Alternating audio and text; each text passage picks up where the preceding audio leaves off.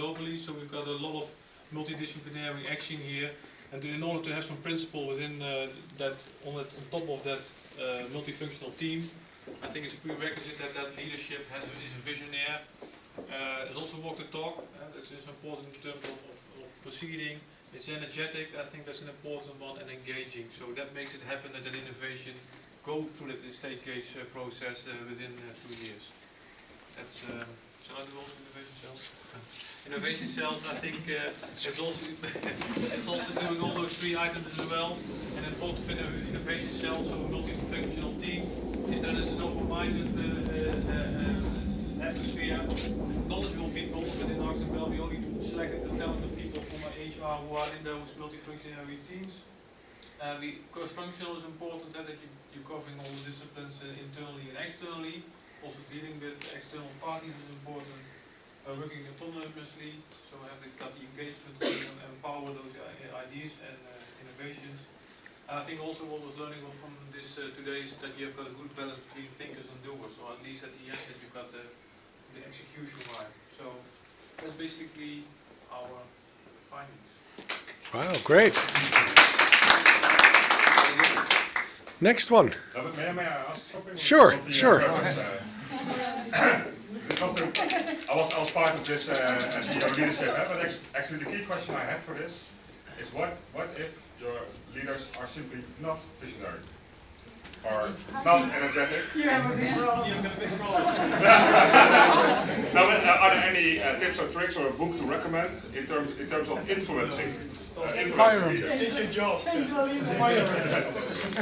This is the book that you should let them read. It's called Innovation Leaders. And basically, if they have read that book, they see that they're in the way of innovation and will go. I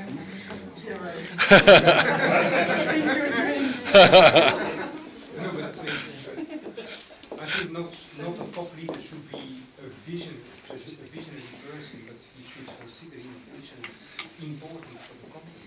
Yeah? There might be other people in the company who are more visionary, come up with great ideas, are entrepreneurial, etc. But indeed, it should come from the top. That innovation is important, that you set the targets, that you have the KPIs throughout your organization, and then other people will stand up and have the visionary, have the skills to make it happen. Yeah, but is that the, let's say, the simplistic conclusion? Mm-hmm. Is that you're simply screwed? If you don't That's what I was just wondering. Because also one of the things mentioned was under the radar. Yeah. Was you? Yeah. Where you could, let's say, hide innovation activities to the point that you obviously need money. But I'm just wondering. I think the issue about this is that at least there was an article in a newspaper not too long ago saying it's the end of the CEOs that are here only to do cost cutting and restructuring.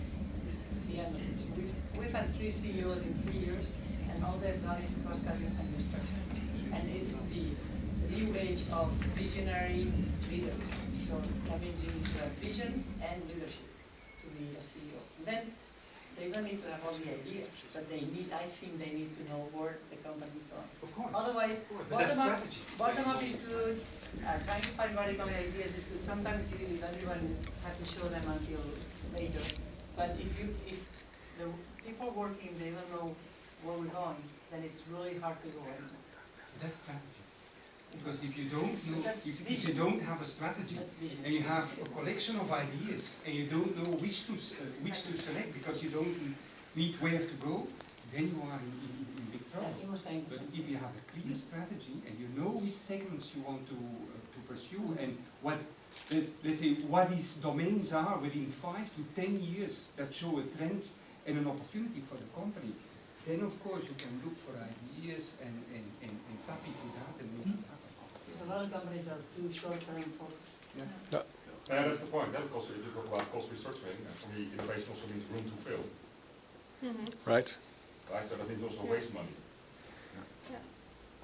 That's the You need both. Some people need to be thinking for the future. Some people need to be working today and planning and implementing. It's not the same thing. But you need to have both. Otherwise, there's a road to avoid that.